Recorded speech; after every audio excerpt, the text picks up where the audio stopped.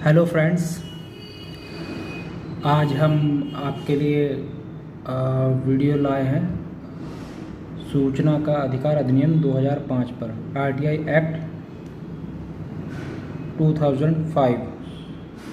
दोस्तों, ये टॉपिक हम कवर करेंगे अपने दो वीडियो में। पहला वीडियो हमारा थ्योरेटिकल होगा और दूसरा जो वीडियो होगा हमारा वो प्रैक्टिकल होगा। प्रैक्टिकल मीन्स इसमें हम सेकंड पार्ट में हम अपने वीडियो में सभी जो फॉर्मेट हैं आरटीआई के रिगार्डिंग उस पर हम चर्चा करेंगे। उसको हम देखेंगे किस प्रकार के फॉर्मेट होते हैं। जैसे राज्य सूचना आयोग में जो सेकंड अपील के तहत जो फॉर्मेट बनाया गया है और आपत्ति पत्र किस तरीके से दाखिल करते हैं, और राज्य सूचना आयोग द्वारा जो नोटिस दिया जाता है उस नोटिस को हम देखेंगे कि उस नोटिस में किस किस प्रकार की सूचनाएं होती हैं। ठीक है, तो हमारा जो वीडियो होने वाला है वो ये आरटीआई का जो टॉपिक कवर होने वाला है वो दो पार्ट में होने वाला है। पहला पार्ट हम जो अभी आपका लेकर के आए हैं और सेकंड पार्ट हम अपना बाद में लेकर के आएंगे। अभी हमारा थ्योरेटिकल पार्ट है। इसमें दोस्तों आपको बहुत अच्छा लगने वाला है। इसमें आपको सभी चीज़ें बहुत अच्छे से समझ में आएंगी। अभी तक के आपने जितनी भी वीडियो देखी होंगी उनमें, लाइव वीडियो देखी होंगी यूट्यूब पर, उनमें सबसे बेस्ट वीडियो होने वाली है, ऐसी मुझे उम्मीद है। तो आइए चलिए स्टार्ट करते हैं अपने टॉपिक को, आरटीआई एक्ट 2005 को। दोस्तों, जब हम आरटीआई डालते हैं तो आरटीआई डालने से पहले हमें ये पता होना चाहिए कि हमें सूचना क्या प्राप्त करनी है। ठीक है, सूचना प्राप्त करने के लिए आपको क्लियर होना चाहिए और ये भी होना चाहिए कि हमें सूचना के तहत हमें क्या क्या जानकारी मिल सकती है। तो हमें पॉइंट नंबर 1 में मैं लिखा हुआ है कि सूचना के संबंध में आप जानकारी प्राप्त कर सकते हैं।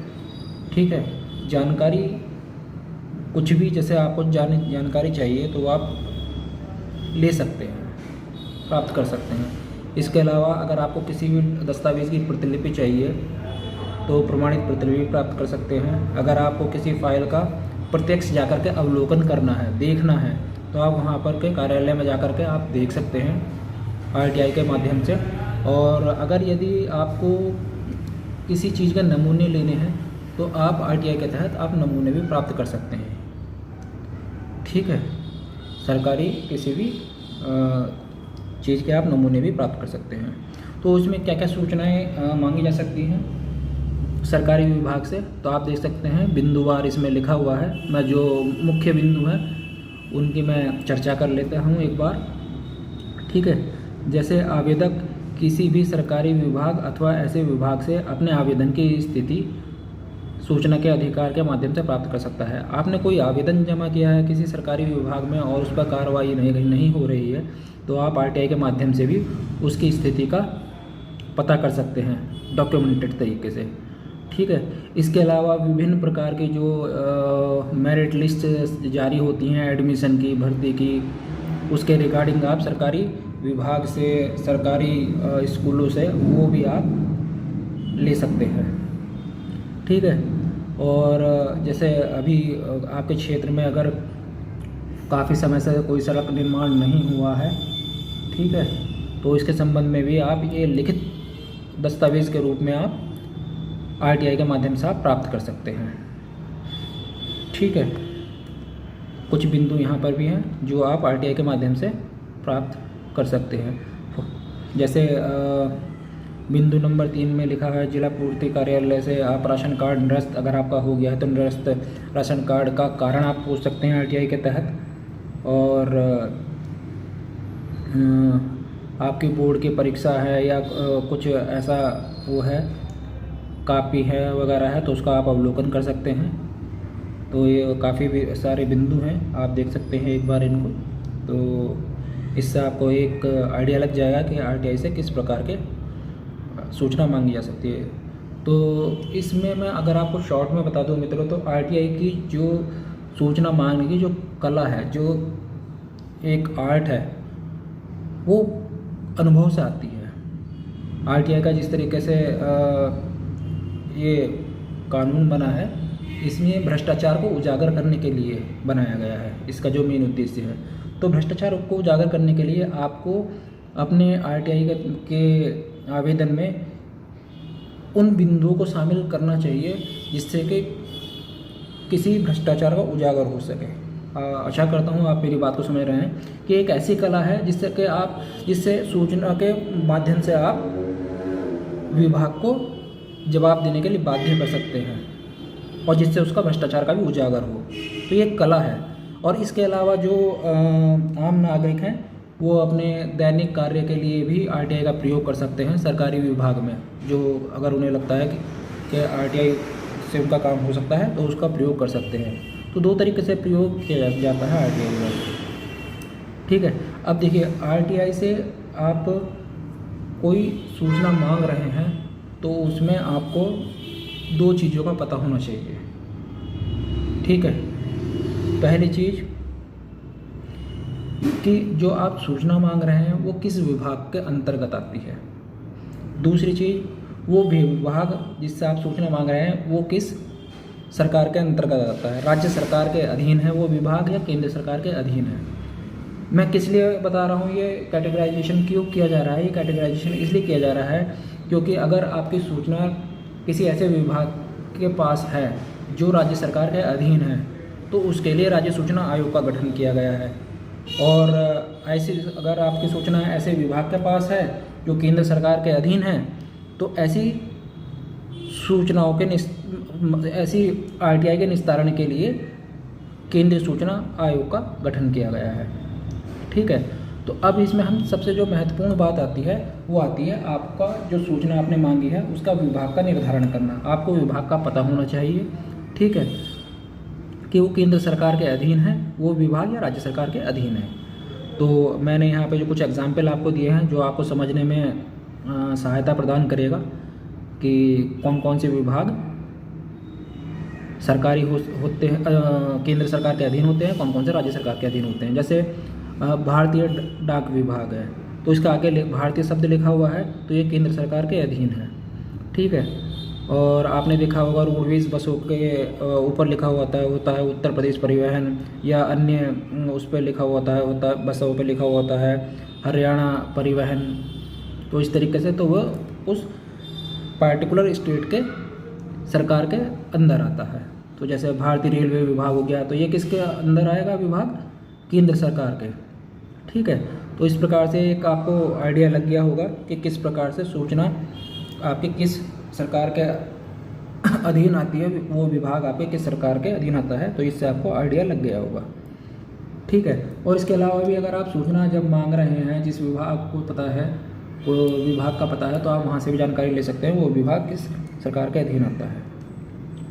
ठीक है, उदाहरण के लिए जैसे मुझे जानकारी प्राप्त करनी है कि किसी एक गांव है फरीदपुर काजी, तो उसमें प्राथमिक विद्यालय में कितना स्टाफ नियुक्त है और उसमें कितने छात्र पढ़ते हैं।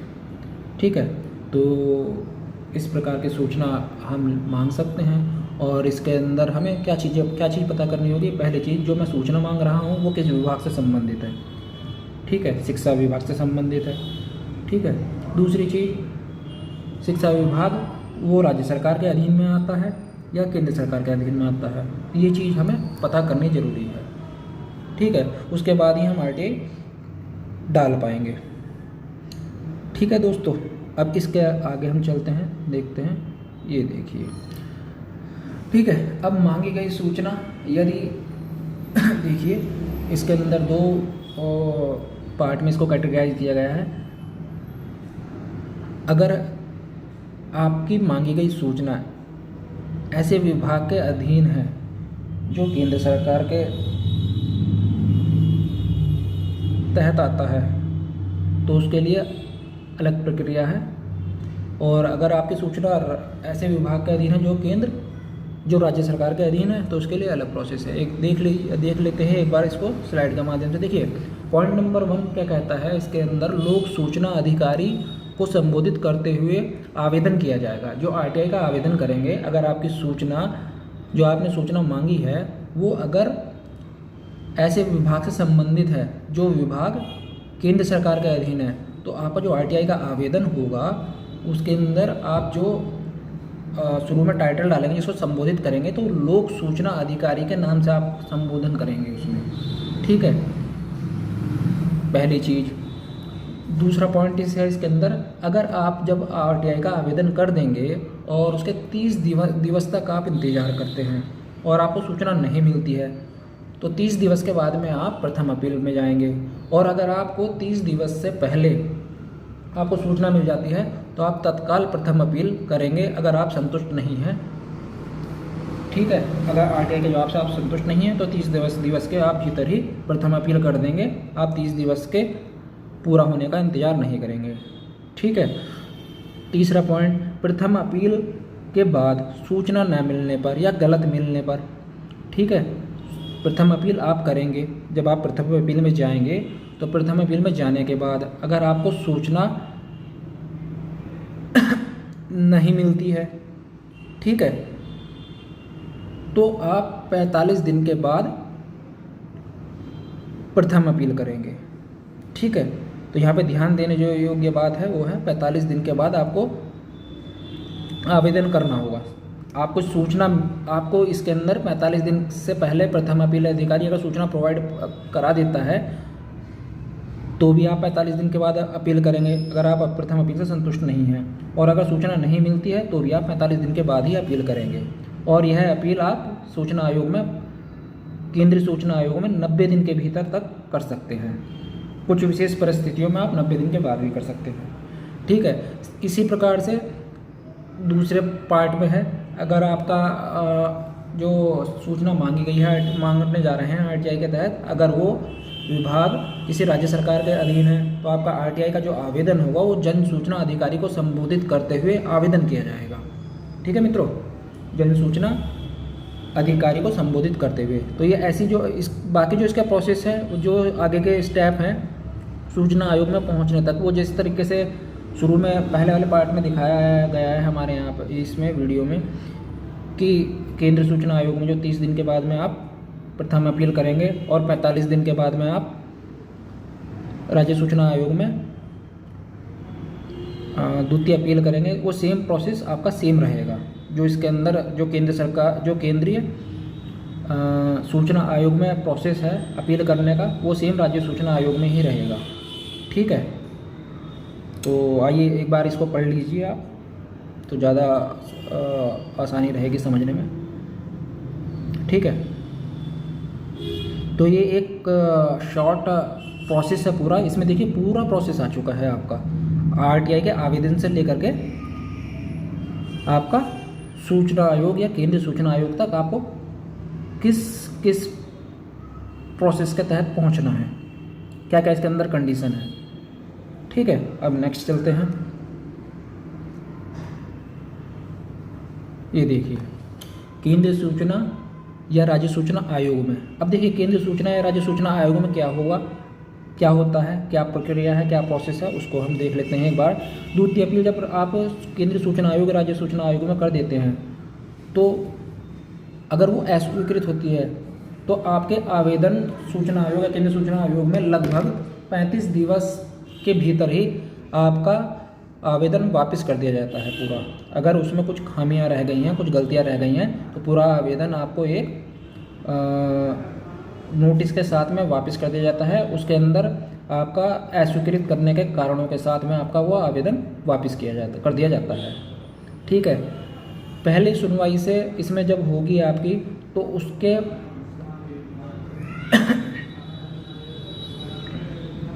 जब आपकी पहली सुनवाई होने वाली होगी तो उससे पहले आपको एक नोटिस दे दिया जाएगा सूचना आयोग या केंद्रीय सूचना आयोग द्वारा, पॉइंट नंबर 2, ठीक है। तो इसमें जो आपको 15 दिन, लगभग 15 दिन पहले आपको जो इसके अंदर आवेदक होगा उसको, और जो जिससे सूचना मांगी गई होगी उस विभाग को 15 दिवस पहले एक नोटिस दे दिया जाएगा सूचना आयोग या केंद्रीय सूचना आयोग द्वारा। उस नोटिस में क्या क्या चीज़ें महत्वपूर्ण होती हैं वो इसमें लिखा हुआ है, ठीक है। सुनवाई की तारीख होगी, वाद संख्या होगा, पंजीकरण संख्या होगा, और सुनवाई किस कक्ष में होगी ये भी उसके अंदर लिखा हुआ होता है, ठीक है। और लगभग जब आप सूचना आयोग में द्वितीय अपील दाखिल कर चुके होंगे तो प्रथम अपील अगर सूचना दाखिल कर चुके होंगे तो प्रथम सुनवाई या द्वितीय सुनवाई के तक आपको सूचना जरूर मिल जाएगी। ऐसा देखा गया है अधिक तक आरटीआई में, चाहे वो गलत या भ्रामक सूचना दी गई हो विभाग द्वारा, लेकिन आपको तब तक आपको सूचना प्राप्त हो चुकी होगी। ठीक है, ऐसी सूचना मिलने के बाद में, और अगर नहीं भी मिली होगी तो सूचना आयोग नोटिस जारी करने के बाद में संबंधित विभाग को आपको सूचना देने के लिए बाध्य कर चुका होगा नोटिस के माध्यम से। तो ऐसी स्थिति में नोटिस जारी होने के बाद में विभाग की मजबूरी हो जाती है आपको सूचना देना। अगर वो सूचना नहीं देना चाहता है तो आपको भ्रामक सूचना देगा। तो ऐसी स्थिति में अगर आपको उसने सूचना दी है और आप उस सूचना से संतुष्ट नहीं हैं सूचना आयोग की सुनवाई के दौरान, ठीक है, तो इसके बाद में आपको एक आपत्ति दाखिल करनी होगी। ठीक है, आपत्ति दाखिल करने के समय आपको जो आपत्ति दाखिल करेंगे आप, वो आपको जब जवाब मिल जाएगा सूचना आयोग में, जब आपको सूचना आयोग में विभाग जवाब दे देगा, उस जवाब देने के 15 दिवस के भीतर आप आपत्ति दाखिल करेंगे। 15 दिन के अंदर अंदर आपको करनी ही होगी आपत्ति दाखिल, अगर आप उसके विभाग के जवाब से संतुष्ट नहीं हैं तो वहाँ पर। ठीक है मित्रों, तो जब आप आपत्ति दाखिल करेंगे तो आपत्ति दाखिल करने पे आप आपत्ति जो भेजेंगे उसी विभाग को भेजेंगे जिस विभाग ने आपको गलत सूचना दी है। ठीक है, और उसकी एक प्रतिलिपि, ठीक है, वो और जो उसने जवाब दिया है वो, उन दोनों की प्रतिलिपि करा करके वो आप राज्य सूचना आयोग में डाक के माध्यम से भेजेंगे। ठीक है, जो मेन आपत्ति है वो आप संबंधित विभाग को करेंगे। मैं अब एक बार वो आपको फिर से बता रहा हूँ, जो मेन जो आपत्ति है वो आप संबंधित विभाग को करेंगे कि आपने ऐसे ऐसे मुझे जो सूचना प्रदान करी है वो सूचना से संतुष्ट नहीं हूँ, असंतुष्ट होने का आप कारण लिखेंगे और वहाँ आप लिखेंगे कि आप जल्द शीघ्र से शीघ्र हमें ये सूचना प्राप्त करें। ठीक है, और उसकी प्रतिलिपि आप ले करके, और जो विभाग ने उत्तर दिया है उसकी प्रतिलिपि ले करके सेम आप राज्य सूचना आयोग को भेज देंगे। ठीक है, चलिए आगे चलते हैं।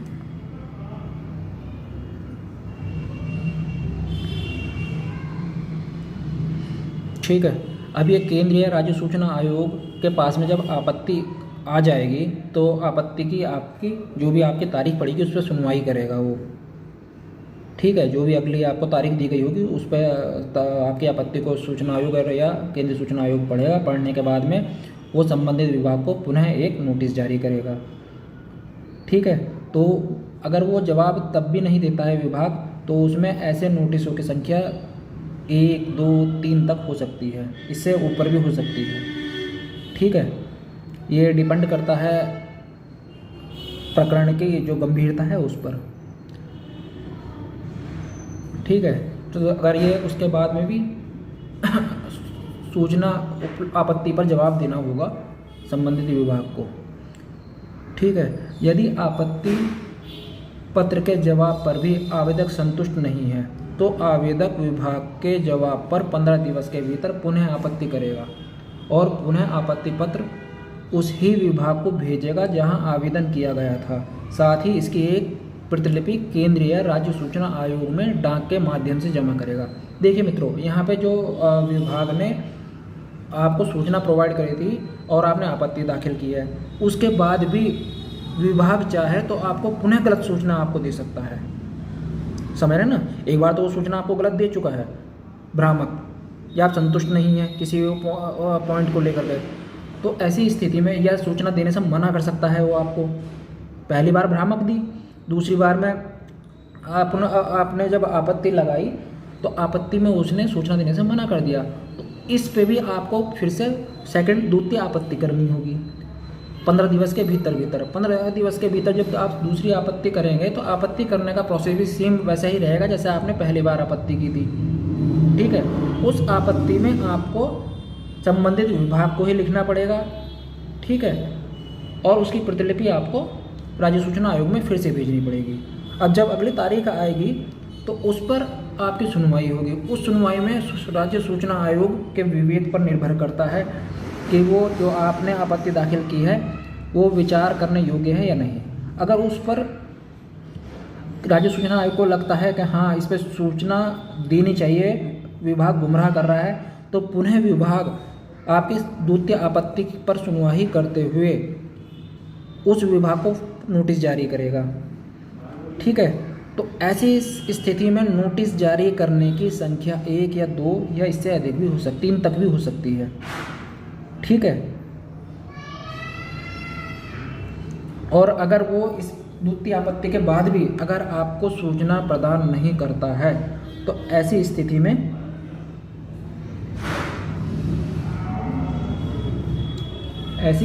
क्या होगा, ऐसी स्थिति में पेनल्टी लगाई जाएगी उस संबंधित विभाग पर। ठीक है मित्रों, इसको साथ में आप पढ़ते हुए चलिए।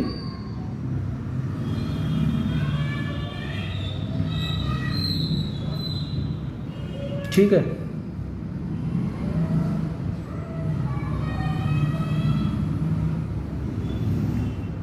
अब द्वितीय अपील जब हो जाता, द्वितीय आपत्ति जब आपकी हो जाती है, आपत्ति पे 2, 3 या नोटिस चले जाते हैं।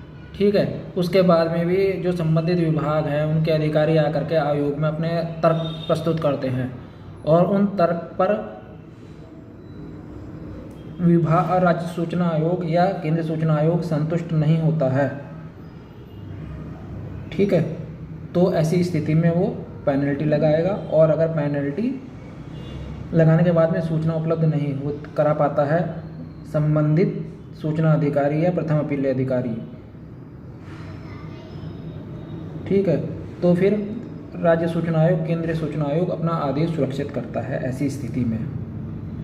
तो ये जब अपना आदेश सुरक्षित करता है तो उस स्थिति में आदेश सुरक्षित करने के बाद आप उसके आदेश की प्रतिलिपि प्राप्त कर सकते हैं। और अगर यदि सूचना प्राप्त करा देता है संबंधित विभाग तो ठीक है, और अगर संबंधित सूचना प्रदान नहीं कराता है तो आदेश पारित करने के बाद राज्य सूचना आयोग संबंधित विभाग पर, संबंधित अधिकारियों पर विभागीय कार्रवाई के अनुशंसा संबंधित राज्य सरकार या केंद्र सरकार से कर सकता है। ऐसी स्थिति में ऐसे अधिकारियों का भविष्य में प्रमोशन या पदोन्नति को रोक दिया जाता है और पेनल्टी लगाई जाती है। ठीक है, लेकिन ऐसा नहीं है, सूचना इसमें आपको लगभग मिल ही जाती है। और इसके बाद में जो अगर अधिकारी सूचना प्रदान नहीं करते हैं तो उसकी एक प्रतिलिपि आदेश की संबंधित राज्य सरकार या केंद्र सरकार को भी भेजी जाती है ताकि वो इस पर संज्ञान ले सके। ठीक है, अब बात यहाँ पर ये आती है कि अगर आप यहाँ पर आवेदक जो अपीलार्थी है, अगर वो राज्य सूचना आयोग या केंद्रीय सूचना आयोग के निर्णय से भी संतुष्ट नहीं है तो अपीलार्थी के पास में क्या विकल्प है। तो ऐसी स्थिति में केंद्रीय सूचना आयोग से आने वाले आदेश की नकल, प्रथम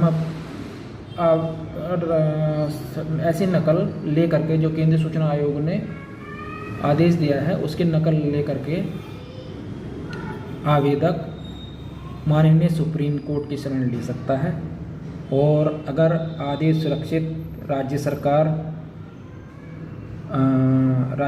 किसी राज्य सूचना आयोग द्वारा किया गया है तो वहाँ से नकल प्राप्त करके वो संबंधित अपने ही राज्य की हाई कोर्ट में वो फिर से अपील कर सकता है, मतलब हाई कोर्ट में शरण ले सकता है। तो मित्रों, आशा करता हूँ मैं आपको यह वीडियो आपको काफ़ी अच्छी लगी होगी।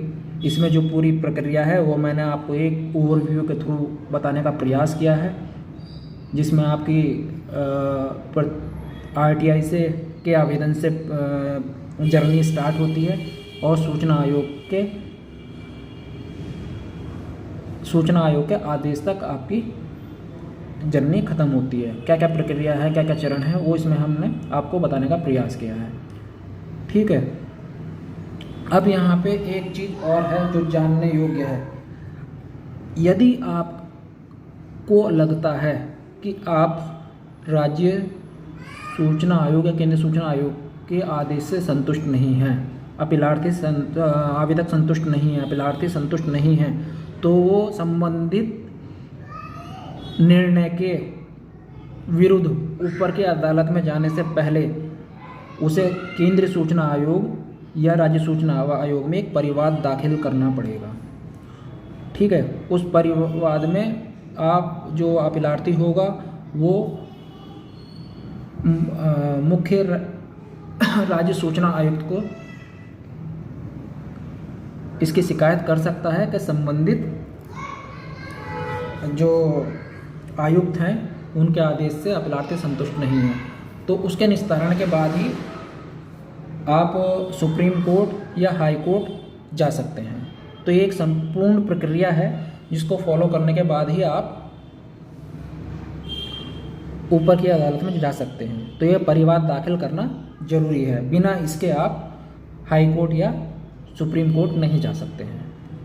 ठीक है, अब जो हम मित्रों जो हमारी अगली वीडियो आने वाली है उसमें हम क्या क्या सीखेंगे ये हम देख लेते हैं एक बार।